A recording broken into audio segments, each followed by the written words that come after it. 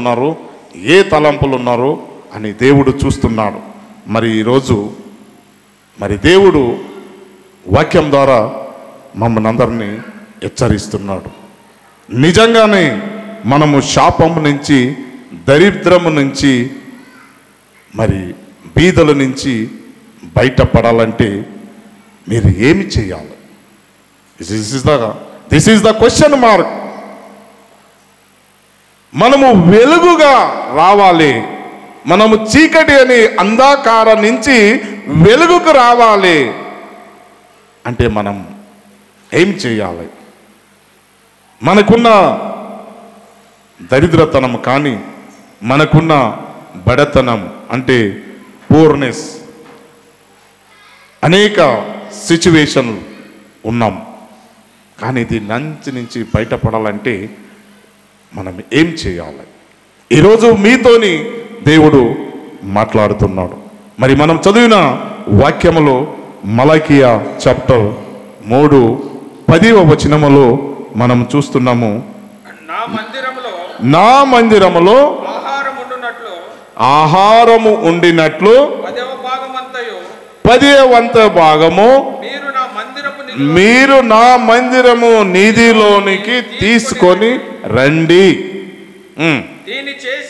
దీని చేసి మీరు నన్ను శోధించిన ఎడల నేను ఆకాశము వాకిట్లో విప్పి పట్టజాలనంత విస్తారముగా దీవెనలో కుమ్మరించెదను. ప్రార్థన చేసుకున్నాం. పరిశుద్ధుడా, నీ వాక్యం ద్వారా ప్రతి ఒక్కరు హృదయమును తాకమని, నీ పరిశుద్ధ ఆత్మతోని నింపమని, ఈ ఒక్క మందిరములో ప్రభువా నిన్ను నమ్ముకున్న జనులు, నిన్ననే ప్రేమించ మనము దేని నిమిత్తము వచ్చినమో మా ఆశ, మా ఆలోచన, మన హృదయమంతరంగము తెలిసిన దేవా, నీవు ఈరోజు మాతో నీ మాట్లాడు. నీ వాక్యము ద్వారా మమ్మల్ని హెచ్చరించు. ఎలాగా జీవించాలి లోకములో, ఏమి చేస్తే మన కుటుంబము, మన సంఘము, మనమందరూ నీ యందు సంతోషంగా ఉండగలం. ఈరోజు నీ వాక్యం ద్వారా మాట్లాడమని యేసు నామములో వేడుకుంటున్నాను తండ్రి. ఆమేన్, ఆమేన్. మలకియా రాసిన గ్రంథంలో మనం చూస్తున్నాము, చాలామందికి ఈ వాక్యం అంటేనే భయం. ఎందుకు? ఎప్పుడు ఈ అయ్యగారులు దేవునికి ఇచ్చేదాంట్లోనే చెప్తారు, ఇంకా వీళ్ళకి ఏం పని లేదు. సర్వసాధారణంగా నేను కూడా ఈ సత్యము తెలియలేనప్పుడు, అయ్యా మీరు ఎప్పుడు కూడా ఈ 10వ భాగం మాకు దేవునికి ఇవ్వండి, మీరు ఇవ్వండి అని అడుగుతారు. ఏంది ఇది? అప్పుడప్పుడు మీరు చెప్తా ఉంటారు కదా అని నేను కూడా వన్స్ అపాన్ ఏ టైం నేను కూడా అలాంటి క్వశ్చన్ నేను వేసినాను. దైవ సేవకుడికి, అయ్యా ఎప్పుడు ఇవ్వండి అంటారు కదా, మీరు దేవుని నమ్ముకున్నారు, దేవునికి అడగొచ్చు కదా, ఎందుకు ఇవ్వండి అంటారు? సంఘానికి ఎందుకు చెప్తారు? ఊరికే మాటకి మీరు దేవుడు ఇస్తే మీకు ఆశీర్వదిస్తాడు, దేవుడు మిమ్మల్ని ఇస్తే మిమ్మల్ని దీవిస్తాడు అని అంటారు కదా అని నేను కూడా తెలియలేనప్పుడు ఈ క్వశ్చన్ మార్క్ నేను కూడా అడిగిన సందర్భము లేవు. అనేక సందర్భాలలో అడిగినాను.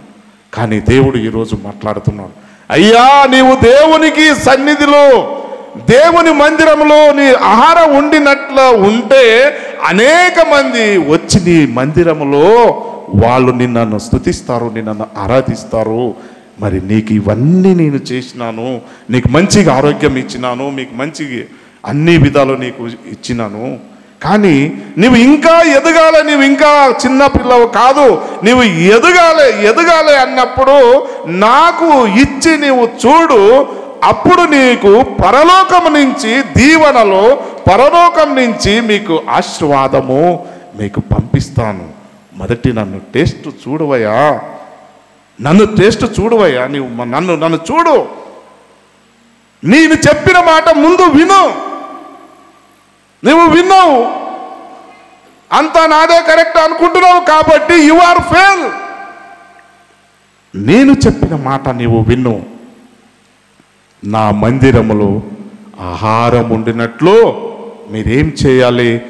మీలో ఉన్న 10వ భాగము 10వ వంతను నా సన్నిధిలో తీసుకొని రండి అంటున్నాము. ఎన్నో సందర్భంలో 10వ భాగము అంటే 10వ భాగం అంటే ఎంతనో కావచ్చు. మీరు 10వ భాగం ఇస్తారో, 1% ఇస్తారో, 10 రూపాయలు 10 పైసలని ఇస్తారు. కానీ మీరు ఆ ఇచ్చే కూడా నేర్చుకోండి అయ్యా మీరు అన్నది దేవుని సన్నిధులు. అంటే కంపల్సరీ ఇట్లా అన్నది ఏం లేదు. దేవుడికి కావాలి. అతను నేను గరీబేడు కాదు. ఈ మందిరం ఏమైనా గరీబ్ ఉందా? మీరు ఇస్తేనే ఈ మందిరం నడుస్తుంది, నేను ఇస్తేనే ఈ మందిరం ఉంటుంది. నో సహోదర సహోదరు, ఇది దేవుని నిర్మించిన మందిరము. మీరు ఇవ్వండి ఇవ్వకపోండి, కానీ ఈ మందిరము పని ఆయన చూస్తున్నాడు. మనమేం చూస్తలేదు. మనమందరం కలిసి కట్టినాము ఈ మందిరం. కానీ ఈ మందిరం నడిపించే బాధ్యత ఆ దేవునిదే ఉంది, కానీ నాదేం కాదు. కానీ నా బాధ్యత ఏమున్నదంటే దేవుని వాక్యంలో సెలవిస్తుంది, నా మందిరముకు మీరు 10వ భాగం తీసుకొని రండి. ఆహారము నా మందిరములో ఎప్పుడు కూడా నిగనిగా ఉండాలి, ఏది కుదరలేదు. మనం ఎగ్జాంపుల్గా మనం ఒక నెలలో జీతం తీసుకుంటాం. జీతం తీసుకున్నప్పుడు మొదటి ఏం చేస్తాము? మనము ప్రతి ఒక్కటి ప్లానింగ్ ఇస్తాం. ఏమని? నా రెంట్ కట్టాలి, అద్దం రెంట్ కట్టాలి, మరి బియ్యం కొనాలి, పప్పు కొనాలి, ప్రతి ఒక్కటి కౌంటింగ్ వేసిన తర్వాత మిగిలిన అమౌంట్ మనము ఏదో ఒక పర్సనల్ విషయాలు అది కూడా క్యాలిక్యులేషన్. అప్పు ఎంత ఉంది, అప్పు కట్టాలి, పిల్లల ఫీజు ఎంత కట్టాలి, ఇవన్నీ క్యాలిక్యులేషన్ చేస్తాం. మిగిలినది మనం అనుకుంటాం. ఈ రీతిగా మనం ప్రతి విధాలు వీఆర్ క్యాలిక్యులేటెడ్. దేవునికి ఎక్కువ బిజినెస్ మైండ్, ఎక్కువ ఆలోచన మనకుంది. ఆ జ్ఞానం ఎవరు ఇచ్చారు? అయ్యా నీ కొడుకే కదా ఆ జ్ఞానం ఉండడానికి, నీ జీన్సే కదా.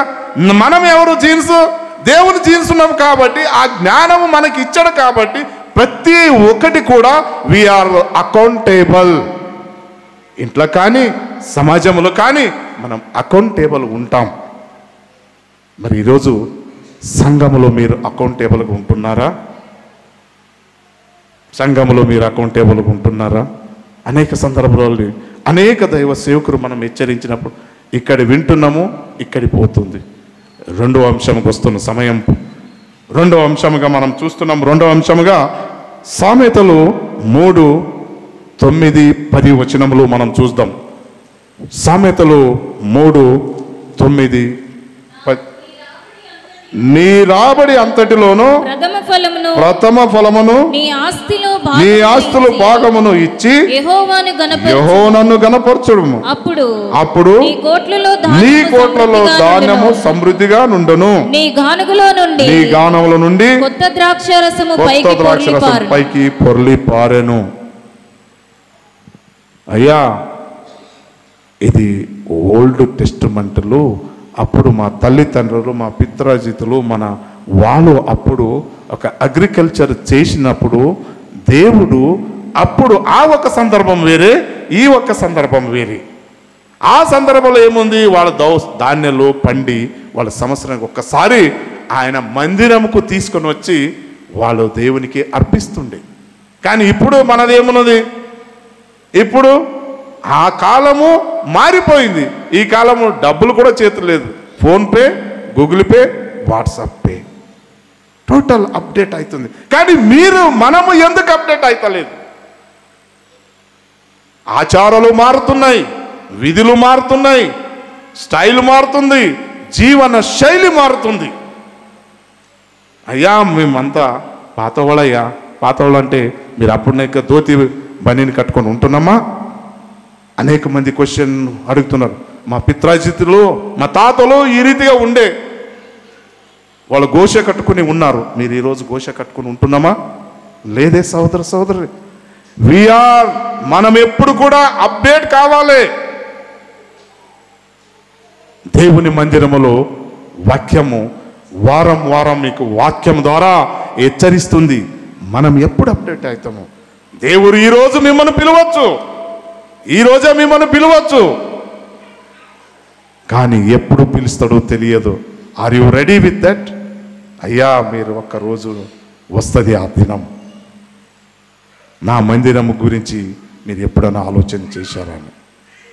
ఆ కాలములో పంటలు వాళ్ళు తీసుకొని వచ్చి దేవునికి అర్పణ చేశారు. ఈ కాలంలో మనం చక్కగా దేవుని గురించి రూపాయి కాయిన్ వేసేస్తున్నాం. తీసుకొని 2 రూపాయలు కాయిన్ వేస్తున్నాం. ఇది మన జీవితం. నీవు ఏ రీతిగా నీవు రూపాయి కాయిన్ వేసి నీ జీవితము నీవే పాడు చేసుకుంటున్నావు అన్నది మీకు కూడా తెలుస్తలేదు. మీరు అనుకుంటున్నారు నేనేనో చేస్తున్నాను అనుకుని. చాలా మంది విషయాల్లో నేను కూడా మీతో పాటు నేను కూడా ఉన్నాను. అనేక సందర్భాలు దేవుని ఇవ్వడానికి చాలా ఆలోచన చేస్తాం. అయ్యా, అట్లా ఆలోచన చేయవద్దు. నీవు ఇచ్చి చూడు. నేను ఎన్నోసార్లు మా సహోదరులు నాతో ఉన్నప్పుడు నేను చెప్తున్నాను, దేనికి కూడా భయపడదు. దేవుని ఇచ్చే దాంట్లో ఇస్తానే పో. నువ్వు ఇస్తానే పోతే దేవుడు నీకు అధిక రీతిగా ఇస్తుంటాడు. నేను గరిబోడయ్యా, నేను ఎక్కడి నుంచి ఇవ్వాలి? అరే, ఉన్న దాంట్లో నీవు సహాయం చేయవయ్యా. ఉన్న దాంట్లో దేవుని వాక్యంలో సెలవిస్తుంది. నీవు 10 రూపాయలు ఉంటే 1 రూపాయి నాది కాదు, ఇది గరిబోలకని ఇవ్వండి.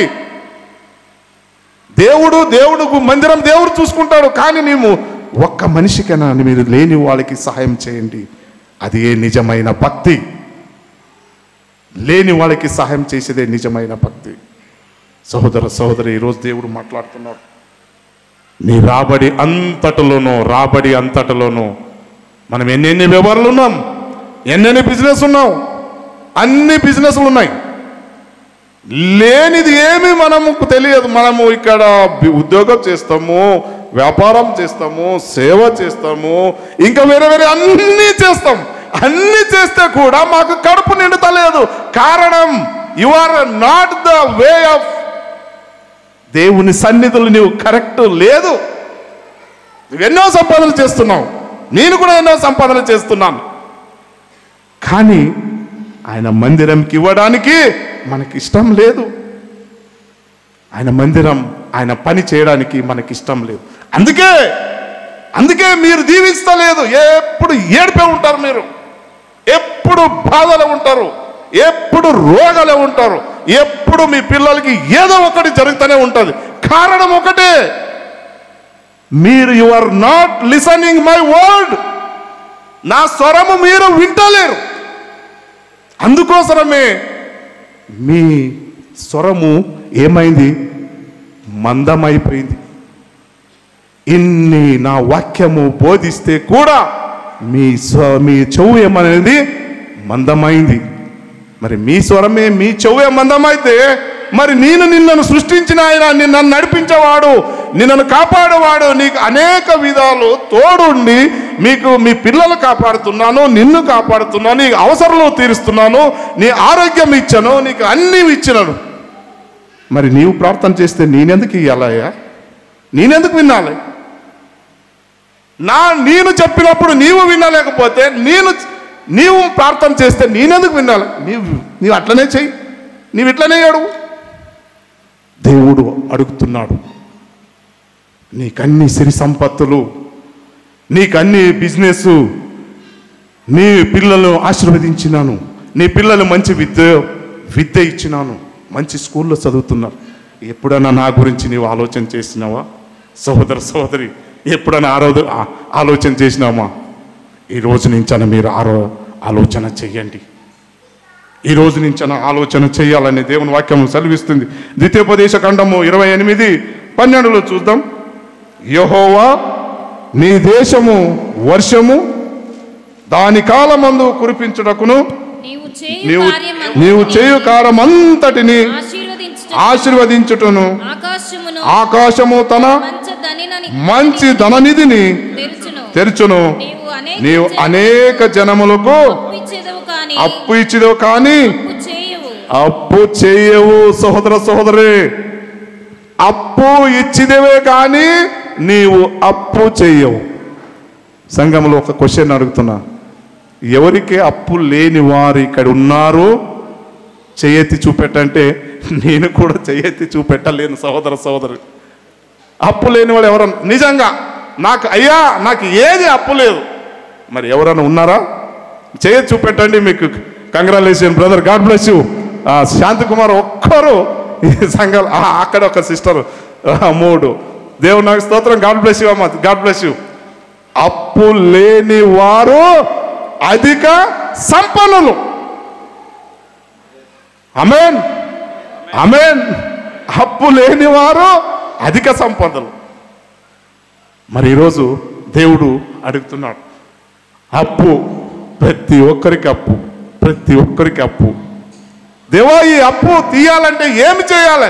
అయ్యా ఏం లేదు, సూత్రం ఇక్కడే ఉంది, కనిపిస్తుంది నీకు. 2+2 ఏమవుతుంది?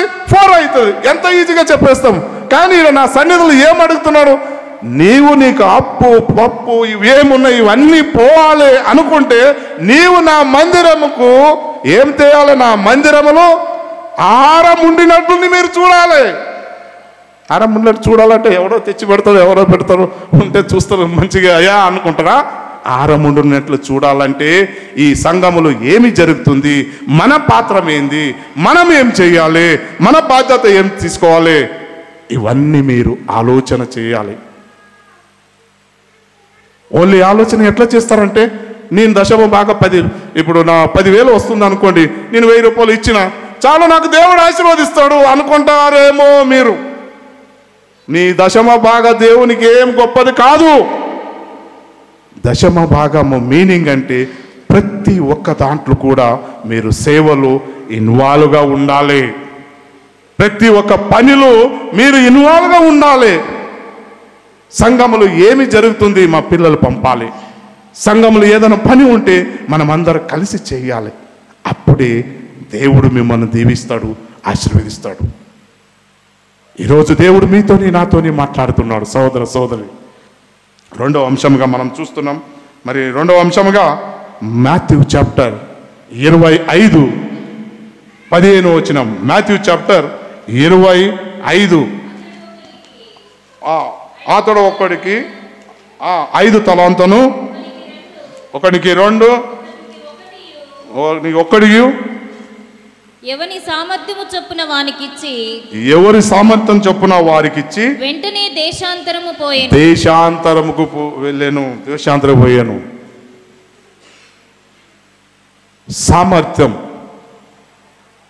సామర్థ్యము ఒక సంఘములో ఒక సంఘం ఉంది అనుకోండి, మనదే సంఘం.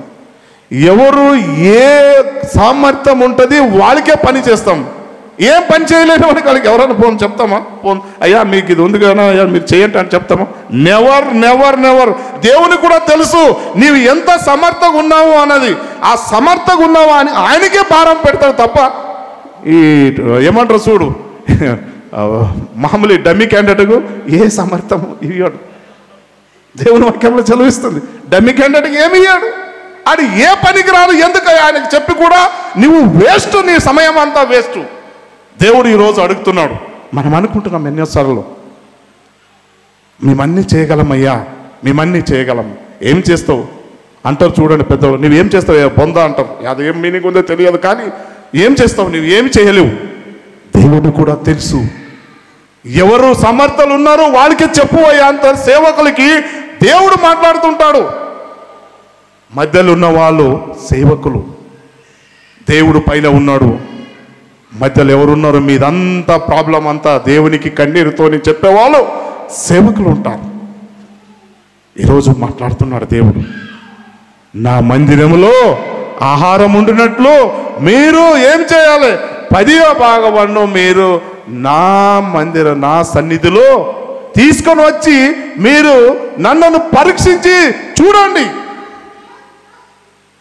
చెప్పడానికి చాలా ఈజీగా ఉందయ్యా అని మీరు బాగానే చెప్తున్నారు, కానీ 10వ వంతు అంటే నీవు ఇస్తావు. అది ఒకటే కాదు, చాలామంది అదే తప్పు తీసుకుంటారు. 10వ వంతు అనేది ఈ సంపాదన చేసి దాంట్లో 10వ భాగమును నాకే ఇవ్వండి అని. No no no no no. చాలామంది ఆ ఆలోచన తప్పు ఆలోచన. సంఘములు ప్రతి ఒక్క దాంట్లో మీరు ఇన్వాల్వ్ కావాలి. ఇచ్చు దాంట్లో కానీ, పని చేసే దాంట్లో కానీ, ప్రతి ఒక్క క్రియ రూపంలో మీరు దేవుని సన్నిధిలో కనిపించాలి. అనుకోవచ్చు, నేను శ్రీమంతుని ఉన్నాను అనుకోండి. ఇప్పుడు ప్రస్తుతానికి నేనేం 10 భాగం ఇవ్వన్నాను కదా, నేను 1 లక్ష సంపాదించేసినంటే సరే 10,000 ఇచ్చేస్తా, చక్కగా వచ్చి కూర్చుంటా, వాక్యం వింటా, వెళ్ళిపోతా. దేవుడు ఆశీర్వదిస్తాడా అనుకుంటున్నా మీరు? దేవుడు ఆశీర్వదిస్తాడా? క్రియలేని విశ్వాసము మృత్యుతోనే సమానం. మీరు 10,000 ఇస్తే దేవుడికి నచ్చుకోండి. దేవుడికి తక్కువ ఉందా? ప్రపంచమును సృష్టించిన ఆయన, మిమ్మల్ని చూసిన ఆయన, మీ పిల్లలను ఇచ్చిన ఆయన, ప్రతి ఒక్కటి చేసే ఆయనకు డబ్బుతో కరువు ఉందా? లేదు సహోదరి. ఈరోజు దేవుడు మాట్లాడుతున్నాడు, డబ్బుతోని దేవుని కరువు లేదు. అందుకోసం ఈరోజు దేవుడు మాట్లాడుతున్నాడు, నా మందిరములో మీరు పని చెయ్యాలి. పొలంలో అగ్రికల్చర్ చేసేవాళ్ళు ఎట్లా కష్టపడతారో నా మందిరములో కూడా మీరు ఆ రీతి కష్టపడాలి. 10,000 1,000 ఇస్తే చాలయ్యా నేను సంఘానికి? అవన్నీ వేరే సంఘాలు, అవన్నీ అట్లా కాదు. నిజమైన బోధ తెలుసుకోవాలి. మీ డబ్బు ఏమో సంఘానికి అవసరం లేదు, మీ పని అవసరము, మీరు అవసరము, మీ క్రియలు సంఘానికి అవసరం. ఈరోజు దేవుడు మీతో మరి ఆయన దేశాంతరం వెళ్తున్నాడు. 5 తలాంతు 2 తలాంతు అంటే ఆ బహుమానాలు ఇస్తున్నాడు ఆయన. 5 తలాంతు అంటే, తలాంతు అంటే బహుమానం. మినారు అనుకోవచ్చు, బహుమానం అనొచ్చు, ఆభరణలు అనొచ్చు. ఇది వేరే. ఇంకొక సందర్భం ఉన్నది, బహుమానం 5 తలాంతు. మినార్లు అంటే ఆభరణాలు, మినార్లు అంటే అది వేరే సంగతి. 5 తలాంతు ఇచ్చిన ఆయన మంచి వ్యాపారం చేసుకున్నాడు. మన దాంట్లో కూడా అనేక మంది వ్యాపారం చేస్తున్నారు. 5కు ఆయన ఏం చేశాడు? 10కి చేశాడు. 2 తలాంతు చేసిన ఆయన 2కు 4 చేశాడు. కానీ 1 తలాంతు ఉన్న ఆయన మాత్రం ఎప్పుడు ఆయన భూమిలో పాత పెట్టేశాడు. ఎప్పుడు అతను మొత్తము దేశంకి వెళ్ళి మళ్ళా రిటర్న్ వచ్చినాడు, పిలుస్తున్నాడు. ఎవరెవరు ఏమేమి చేశారు, మీకు ఇంత అమౌంట్ అప్పు ఇచ్చిన వాడు ఎవరైనా ఊకుంటారేమో అండి? రాజు ఊకుంటాడా? బాబురావు ఊకుంటాడా? ఎవరు ఊకోరు. నన్ను కూడా ఊకోరు.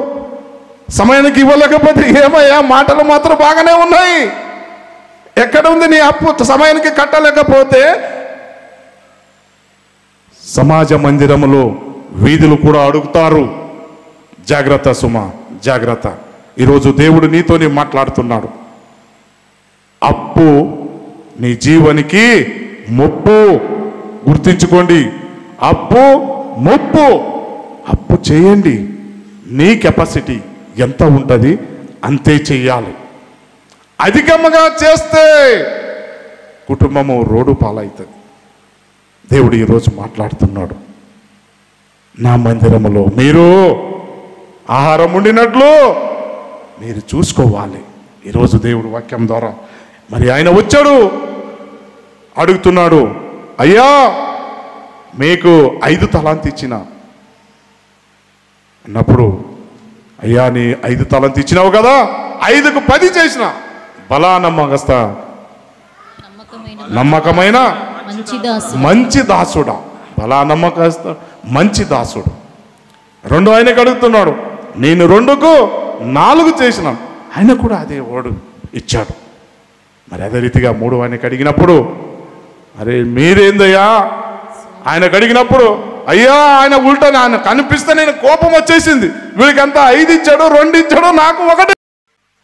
నీవు విత్తని దాంట్లో పంట కోసేవాడు. విత్తని పంట ఎవరైనా భూమిలో మనము వేసిన తర్వాత వచ్చిన తర్వాత పంట కోస్తారు. విత్తలేని జాగాలో నేను పంటలు కోస్తావంటే అది విరాగ్యం ఏమంటారు? ఆ క్వశ్చన్ ఎట్లా ఉంటుందంటే రివర్స్ మాట్లాడిన లెక్కనే ఉంటుంది. అరే సాయం చేసిన ఆయనకు ఉల్టా నీవు రివర్స్ మాట్లాడితే ఆయన సాయం చేసిన ఆయన ఏమనుకోవాలి? సమాజంలో చాలామంది సహాయం చేస్తే నీవేం చేసినావా, ఇచ్చినవేను 10,000 పెద్ద గొప్ప కనుకోడు. అరే అయ్యా, నీకు సమయానికి 10 రూపాయలు కూడా ఉన్నావు నీ ముఖానికి, కానీ వాడు 10,000 ఇచ్చాడు, అది నీవు జ్ఞాపక చేసుకుంటలేవు. ఆయనకేమంటాడు, నీవేం చేసినావా, రూపాయి ఇచ్చినావు, అది తీసి నీవు వచ్చినంత వరకు నీ భూమిలో పాత పెట్టినా, నీ విత్తన దాంట్లో కోసేవాడు. అంటే ఇది ఎట్లా ఉంటుంది, వ్యంగ్యంగా ఉంటుంది. మాటలు చెప్పినప్పుడు ఏమవుతుంది, వ్యంగ్యంగా అనిపిస్తారని ఇంత సహాయం చేస్తే ఈయన ఇట్లా మాట్లాడుతున్నాడు కదా. ఓనర్కి కోపం వస్తుంది. విత్తనం నెక్స్ట్ అమ్మా, విత్తన దాంట్లో అయ్యా, నీవు విత్తని చోట కోయువాడవును, చల్లని చోట పంట కూర్చుకొని వాడవునైనా, చల్లని చోట పంటలు కూర్చుకొని కఠినుడవని నేను ఎరుగుదును. వినండి, ఇప్పుడు మనం సడన్లీ ఒక 100 రూపాయల నోట్లు పడేసినాం, అది జమ చేసుకుంటారు అనుకుంటే దానికి మీనింగ్ ఉంది. అది ఏం చేయాలి, నేను చల్లలేదు, ఇక్కడ ముందు కూర్చున్నాడు, ఆడ 10,000 ఉన్నది జమ చేసుకోండి అంటే ఏముంటుంది, ఏం పిచ్చోడున్నావా నీవు, ఆడ 10,000 లేవు, నీకు కన్ను మత్తిపోయిందా. ఆయనకు వ్యంగ్యంగా మాట్లాడుతున్నావు. నీవు చల్లలేని జాగాలో ఏం చేస్తున్నావు, నువ్వు జమ చేసుకుంటున్నావు. అప్పుడు కోపం వచ్చింది, అప్పిచ్చిన కోపం వచ్చింది. ఈయనను తీసుకొని పోయి ఎక్కడికి వేయండి, చీకటి గదిలోని తోసి వేయండి అన్న. అక్కడ ఏడుపులు పండ్లు కొరుకుడు అంటే అక్కడ నరకం, అగ్ని ఆరదు, పురుగు చావదు, ఎప్పుడు పొడుస్తూనే ఉంటుంది.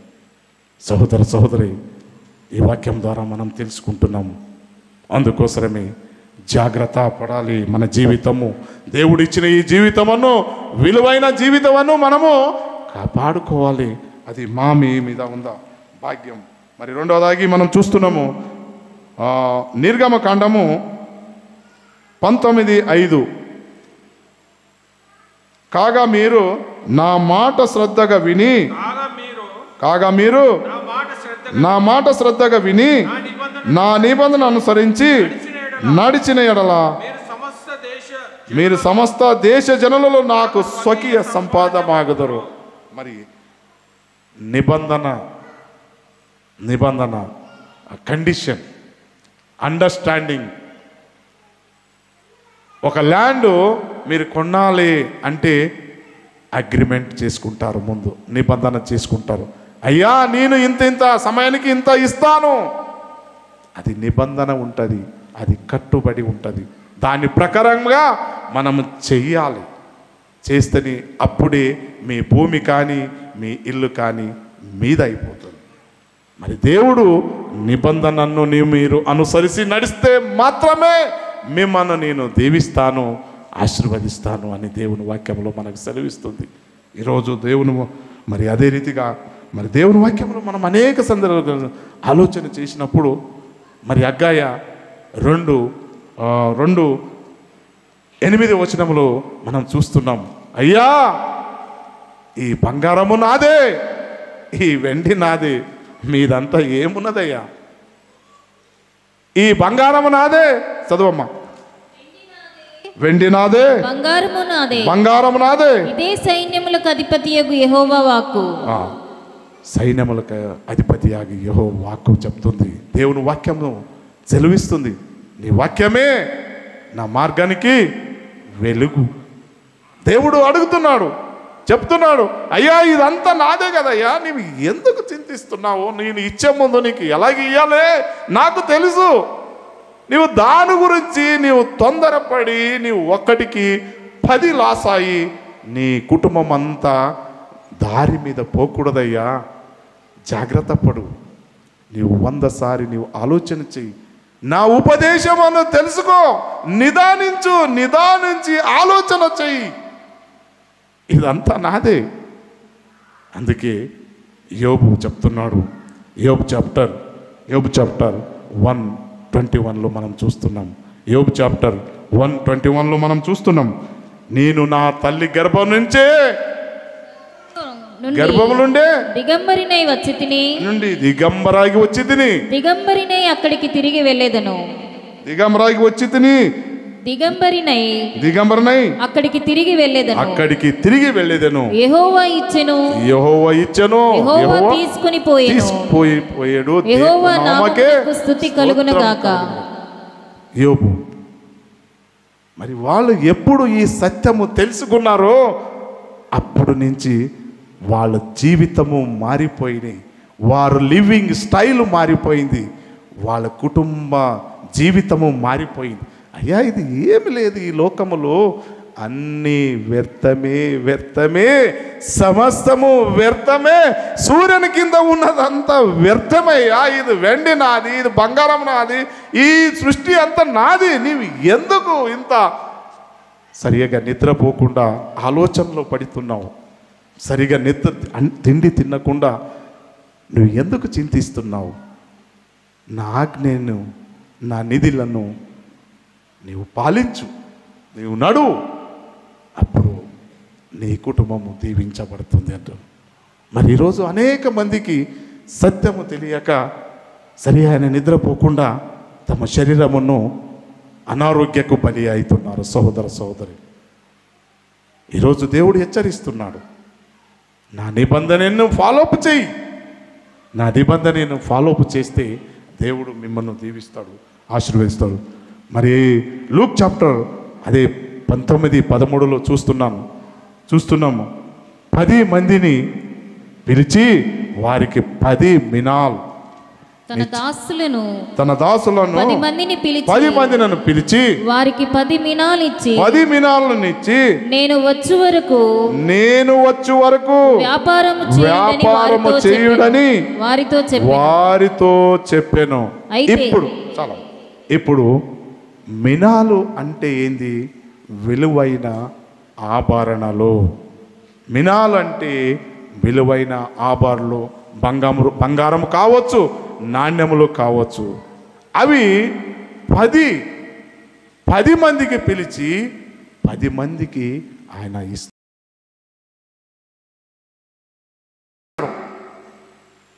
కానీ మనము సోమారిలై ఉన్నాం. We are weak in the body. మనం చాలా వీక్గా ఉన్నాం. ఈరోజు దేవుడు మాట్లాడుతున్నాడు, మీరు ఎడతెగక ప్రార్థన చేయండి. ఒక ఎగ్జాంపుల్ చెప్తున్నాను.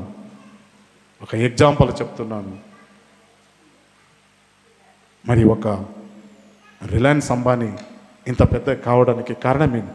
మనం అనుకుంటున్నాం వాళ్ళకి ఏం తక్కువ ఉందయ్యా అనుకుంటున్నాం. సహోదరి, వాళ్ళ సరి అయిన నిద్ర కూడా పోరు. రాత్రి వాళ్ళు సరి అయిన నిద్ర కూడా పోరు. మీరు ప్రశాంతంగా ఒక్క రోజు అయితే కూడా నిద్రపోండే పోతారు. వాళ్ళు గంట నిద్రకు మత్తులు వేసుకుంటారు. ఈరోజు దేవుడు మాట్లాడుతున్నాడు. దేవుడు మీతోని మాట్లాడుతున్నాడు. నన్ను అడుగుండి మీకు నేను ఇస్తాను, నన్ను అడగండి మీకు ఇస్తాను అంటున్నాను. మరి అనేక మందికి సత్యము తెలియక అనేక మంది అటు ఇటు లోకము తిరుగుతున్నారు. ఈరోజు దేవుడు నీతోని నాతోని మాట్లాడుతున్నాం. లూక్ చాప్టర్ 12, 16, 17 సమయం అవుతుంది కాబట్టి ఫాస్ట్కి వెళ్తున్నాను. మరియు ఆయన వారితో ఈ ఉపమానము చెప్పెను. ఒక ధనవంతుడు సమృద్ధిగా పండను. అప్పుడు అతడు నా పంట సమకూర్చుకున్నటకు నాకు స్థలము చాలదు, నేను ఏమి చేయనను తనలో తాని ఆలోచన, నేను ఇలాగు చేతునని నా గొడ్లు విప్పి అన్నా. చాలు చూడండి, అనేక సందర్భాలు మనకి ఒక లాటరీ కలిగింది అనుకోండి, 1 కోటి రూపాయల లాటరీ కలిగింది. మీరు నిద్రపోరు, మీ కుటుంబం నిద్రపోనియరు, మీ సంబంధికి నిద్రపోరు. అయ్యా, నాకు 1 కోటి రూపాయల లాటరీ తగిలింది, నేను ఏం చెయ్యాలి? పగలు రాత్రి వచ్చింది సంతోషపడాలి. కానీ మన ఆలోచన ఎట్లా ఉంటుంది అంటే, నువ్వు కారు కొనాలంటే కారు కొనేసేయి, కానీ అది కారు కొంటున్నా అని 10 మందికి చెప్పుకుంటా వాళ్ళు నిద్రపోరు, నిన్ను నిద్రపోనియ్యరు. అందుకే ఆ ధనవంతుడు ఆలోచన ఏమొచ్చిందంటే, ఈ మంచికి పంటలు వచ్చినాయి, సమృద్ధిమైన పంటలు వచ్చినాయి. సమృద్ధి పంటలు వచ్చినప్పుడు ఆయన ఆలోచన చేశాడు, ఇంత సమృద్ధి పంట వచ్చింది, నేను ఎవరి దగ్గర పని చేసేది అవసరం లేదు, ఇదంతా ఉన్నది, తినొచ్చు, తాగొచ్చు, సుఖించవచ్చు. ఆయన రాత్రి ఆలోచన చేస్తున్నాడు. మన జీవితంలో కూడా చిన్నసారి మనకు దేవుడు బ్లెస్సింగ్ చేసినప్పుడు అనేకసారి ఇటువంటి ఆలోచన వస్తుంటాయి. సహోదర సహోదరి, ధనము ఎక్కువ అయితే కూడా ప్రాబ్లమే, ధనము లేకపోతే ప్రాబ్లమే. ఈ రెండు ప్రాబ్లమే. ధనము ఎక్కువైతే నన్నేం చేస్తారయ్యా అంటాం, ధనము లేకపోతే అయ్యా మనం సంసారం ఎట్లా గడపాలయ్యా అని ఈ ఆలోచన ఉంటుంది. ఈ రెండు డేంజరే. మనకి ధనం లేదు, ఆయనకి ధనము సమకూర్చింది కాబట్టి ఆయన కూడా ప్రాబ్లం వచ్చింది. ధనం ఉన్నవానికి కూడా ప్రాబ్లం వచ్చింది, ధనము లేనివానికి ప్రాబ్లం అంటే ఎవరైనా వింటాం. అందుకే చాలాసారి దేవుని వాక్యంలో మనం చూస్తున్నాం అనేక మంది, అయ్యా కరెక్ట్ నిద్రపోని వానికి లేపొచ్చు, నిద్రలో ఉన్నాను అని నటించిన వానికి లేపాలంటే మనతోని సాధ్యం కాదు. ఎవరైనా నిద్ర పోతున్నారా? Praise lord. నిద్ర ఎవరైనా పోతున్నారా? సంతోషం. ఎవరు నిద్ర పోతున్నారు వింటున్నారా అనలేక దేవుని నామకి స్తోత్రం. మరి ఆయన రాత్రి నిద్రపోతున్నాడు. అంటే ఆయనకు నిద్ర రావట్లేదు, పండుకుంటున్నాడు, ఆలోచన సురువైనవి, ఇదంతా ఉన్నది. మరి ఏం చేయాలి? ఎక్కడి కట్టాలి? ఇంకొకటి గోళం కట్టాలి, అది కూడా సరిపోదు. ఏం చేయాలి? ఎంజాయ్ చేయాలి, కుటుంబం అన్నీ ఉన్నది. దేవుడు రాత్రి అడుగుతున్నాడు, వెర్రివాడా ఈ రాత్రి నేను ప్రాణం అడిగినప్పుడు నీవు ఎక్కడ ఉంటావు? వెర్రివాడా అంటున్నాడు దేవుడు. మరి అనేక సందర్భాలలో మన జీవితంలో కూడా పక్క ఉన్నవాని స్నేహితును కూడా మనం జీవితంలో మర్చిపోతాం. ఆయన ఎన్నో సందర్భాలు మనకి సహాయం చేసి ఉంటాడు, ఎన్నో సందర్భాలు మనకి తోడు, మీ కుటుంబానికి మీకు సహాయం చేసి ఉంటాడు. కానీ మనము మర్చిపోతాం. దేవుడు ఈరోజు అడుగుతున్నాడు, మర్చిపోవద్దు. మర్చిపోతే నీవు శిక్షించబడతావు. సహోదర సహోదరి, ఆయన ఏం చేశాడో తెలుసా? ఎవరిని మర్చిపోయాడు? దేవునినే మర్చిపోయాడు. నీ పక్క ఉన్నవాళ్ళే మనము చక్కగా చూడలేము, మరి ఆయన దేవుణ్ణే మర్చిపోతే దేవుడికి కోపం రాదా? వస్తుంది, వదులుతాడు. కొన్ని రోజు దారం పటంగి చూసారా మీరు ఆడేది? వదులుతాడు.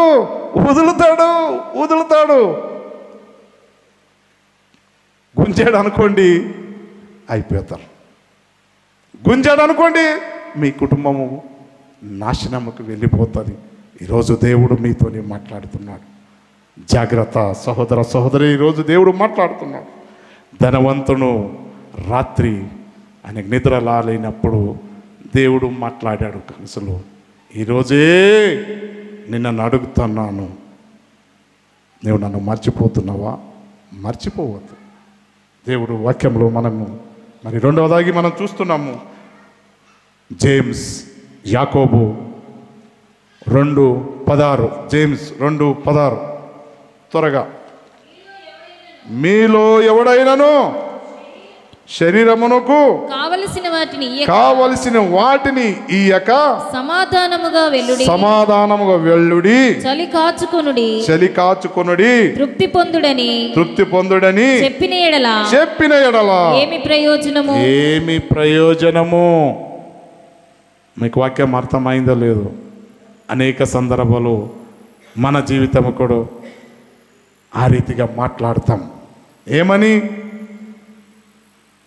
ఆయన చలి ఉన్నది, మంచి చలిలో ఉన్నాడు, మన దగ్గర మంచి కోటు గీటు బట్టలు 2 డ్రెస్సులు ఉన్నాయి, కానీ నీవు చలి కాసుకో అంటాం.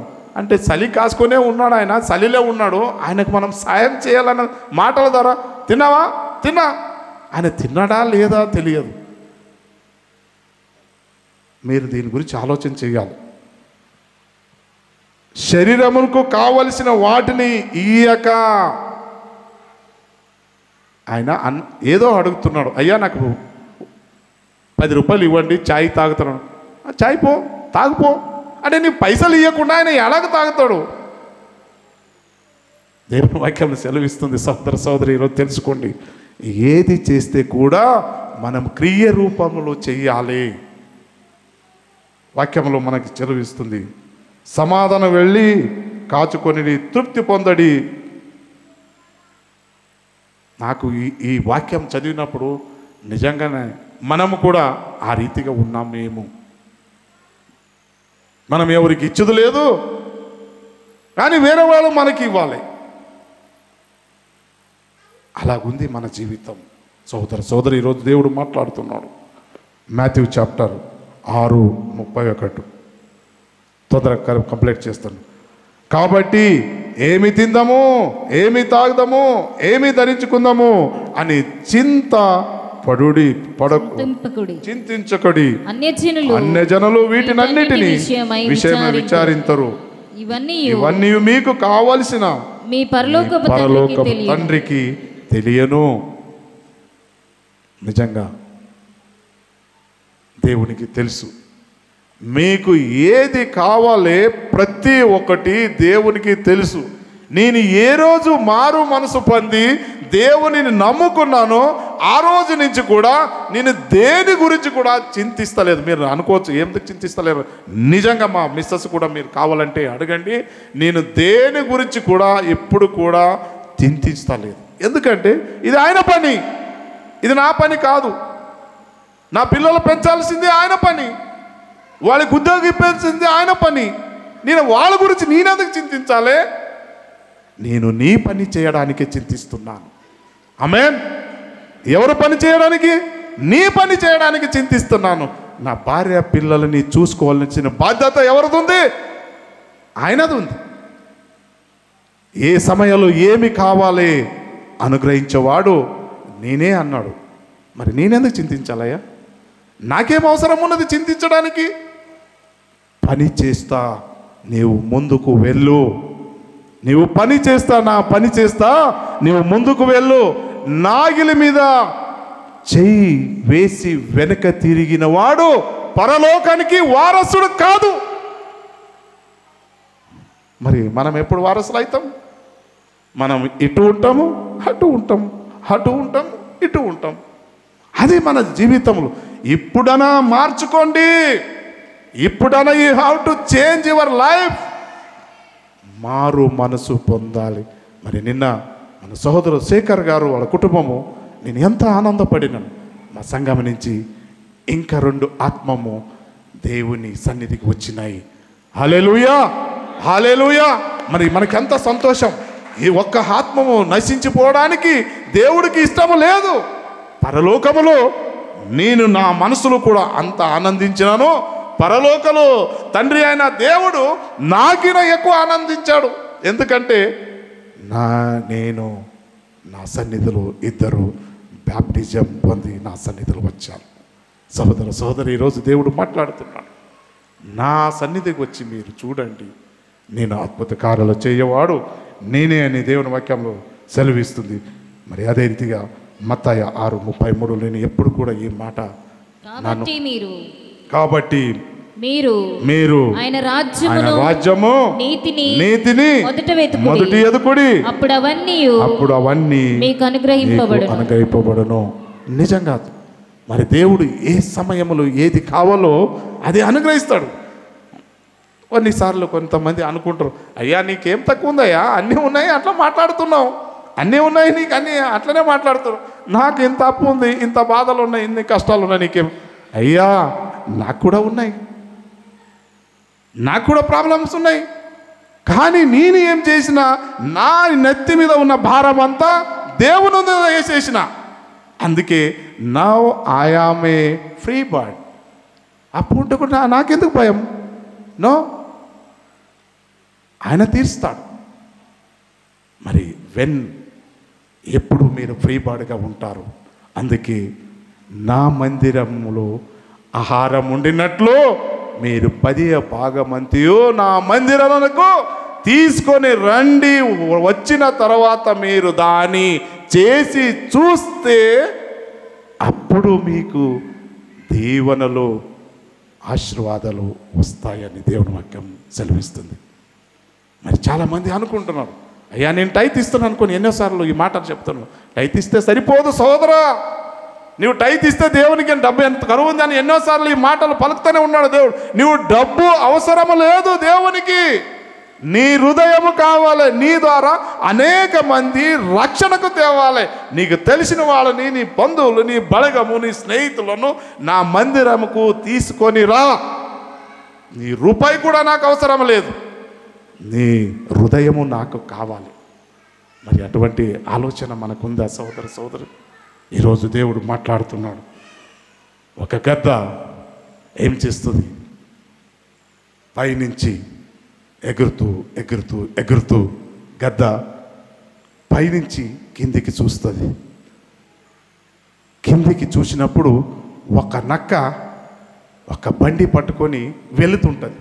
బండి దబ్బుకుంటా వెళ్ళది. నక్క ఎన్నో దూరం నుంచి పైనుంచి చూసి నక్క చూసి అది ఏం చేస్తుందంటే ఏదో కనిపిస్తుంది చూద్దామని అది కిందికి వస్తుంది నక్క. ఆ కిందికి వచ్చినప్పుడు నక్క ఏమంటారు, పైన ఎగిరేది దానికి ఏమంటారు? గద్ద. గద్ద పైనుంచి చూసి కిందికి వస్తుంటుంది. కిందికి వచ్చి ఆ నక్క దగ్గర చూసినప్పుడు ఆ బండిలో ఏమున్నది? మంచిగా అవి వాటర్ ఏమంటారో దానికి నాకు అంత వానపాములు అంటే వైట్గా కొంచెం ఉంటాయి. ఆ వానపాము చాలా మెత్తగా ఉంటాయి. ఆ వానపాము చూసి దానికి తినాలని కోరిక పుట్టింది. వానపాము తినాలని కోరిక పుట్టితే నక్క కడుగుతుంది. నక్క ఈ వానపాము కొనాలి, నాకు కావాలి, నేను తినాలి, మరి ఏం చేయాలి? ఏమి లేదు, దీనికి ఒక ప్రైస్ ఉంది. ఏం ప్రైస్? నక్క అడుగుతుంది, నీ ఏమంటారు ఉంటాయి కదా ఈకలు నాకు తెలుగు కరెక్ట్ రాదు కానీ ఆ ఈక ఒకటి ఇస్తే నేను 3 ఇస్తాను అంటది. ఈక 3 ఇస్తాను, ఒక ఈకకు 3 ఇవి ఇస్తాను అన్నది. సరే ఓకే అన్నది. 3 ఇచ్చేసి తిన్నది. బాగా రుచి ఉన్నది. బాగా రుచి ఉంటే తిని మళ్ళా దానికి ఆశ పుట్టింది. ఒక ఈక ఇచ్చింది, మళ్ళా వచ్చింది అది తినాలని, మళ్ళా వచ్చింది. మళ్ళా నేను ఏమి వేయాలి? చాలా బాగుంది, ఇంకా కొంచెం ఎక్కువ అంటే ఎంత? నాకు దీనికి డబల్ ఇవ్వండి. డబల్ అంటే మరి నీకు ఇంకా 2 డబల్ ఇవ్వాల్సింది వస్తుంది. మళ్ళా పీక తీసేసి సరే నేను ఇంకా 2 ఇస్తానని 2 ఇచ్చింది. మళ్ళా తిన్నది. రుచి చూసిన వాళ్ళు ఏం చేస్తారు? ఇప్పుడు మటన్ చికెన్ తేడా ఉంటుంది కదా. మటన్ అయితే అందరం మంచిగా తింటాం, చికెన్ అయితే కొంతమంది తింటారు, కొంతమంది నచ్చదు. దానికి మంచిగా నచ్చింది, నోటి నుంచి మంచిగా వచ్చింది. 3వసారి వచ్చింది, దిగి అడుగుతుంది. అడిగినప్పుడు సరే అనుకొని ఉన్నది కూడా ఇచ్చేసింది. అప్పుడు నక్క అంటుంది, ఇప్పుడు నీ పని ఉంది, ఇప్పుడు నా పని అయిపోయింది, ఇప్పుడు నీ పని ఉంది అని నక్క ఆలోచన చేసి ఏం చేసిందంటే ఇది తిని పైకి ఎగరడానికి ప్రయత్నం చేస్తుంటుంది. అది ఎగరలేక ఆ పీకలు పోయిన తర్వాత ఎక్కడ ఎగురుతుంది? ఆ రెక్కలు పోయిన తర్వాత ఇంకా ఎక్కడ ఎగురుతుంది? అది మెల్లగట్లో గప్పని పట్టుకున్నది, తినేసి. మన జీవితంలో కూడా సైతానును కూడా ఈజ్ అట్రాక్టింగ్ యూ, మిమ్మల్ని అట్రాక్ట్ చేస్తుంటుంది. వీళ్ళు ఎప్పుడు దొరుకుతారు, వీళ్ళని ఎప్పుడు తినేయాలి, ఈ కుటుంబము ఎప్పుడు పాడు చేయాలి, మీ కుటుంబము సమాజంలో అవమాన రీతిగా రోడ్డు మీద తేవాలని సైతానుని ఎప్పుడు చూస్తా అది ఏం చేస్తుంది? ఏదో ఒకటి కొంచెం వేసేస్తుంది. బాగుంది, అప్పు బాగానే ఉంది, 3 రూపాయలు అంతే బాగానే ఉంటుంది అంటారు. లాస్ట్కి వాడు ఈ అలవాటు చేస్తాడు. 3 బదులు 5 తీసుకిస్తాడు, 5 అంటాడు. అవసరం కాబట్టి 5 తీసుకున్నాము. 5 తర్వాత అయ్యా 5 లేదు, నీకు 10 అయితే ఇస్తాను చూడు. సరే సార్ 10 అంటాడు. లాస్ట్కి వాడు ఏం చేస్తాడు, నీ ఇల్లు ఉంది కదా, నీ ప్లాట్ పేపరు అది తీసుకొని వచ్చి పెట్టండి, పెడితే నీకు 10 రూపాయలకి ఇస్తానంటాడు. 10 రూపాయలకి ఇచ్చిన తర్వాత ఏం చేస్తాడు, లాస్ట్కి నీవు అప్పులు పాలగి నీ ఇల్లు కూడా ఆడే ఎత్తుకొని పోతాడు. సహోదరి, అందుకోసమే బీ కేర్ఫుల్. అందుకే ప్రతి ఒక్కటి కూడా అకౌంటేబుల్ ఉంటుంది అని ఈరోజు దేవుడు మీతోని మాట్లాడుతున్నాడు. దేవుడు నామకి స్తోత్రం. సమయం అయింది కాబట్టి మరి దేవుడు ఈ వాక్యమును దీవించి ఆశీర్వదించును గాక. ఆమేన్.